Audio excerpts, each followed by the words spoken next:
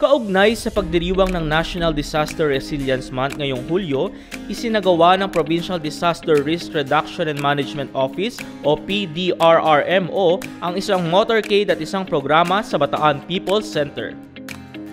Nakasama sa nasabing programa na may temang bantayog ng katatagan at ang pagbubuklod sa layuning kahandaan ang ilang tanggapan ng pamahalaan sa Bataan upang bigyan diin ang kahandaan at pagiging matatag ng mga mamamayan sa gitna ng kalamidad.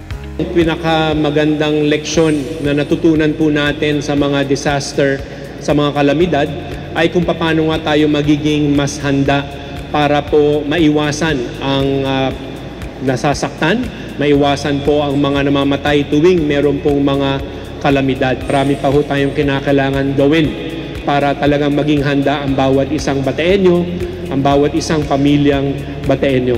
Kaya po sana pagtulong-tulungan po natin ito, lalo po nating maidiin sa bawat isa ang kahalagahan po ng paghahanda.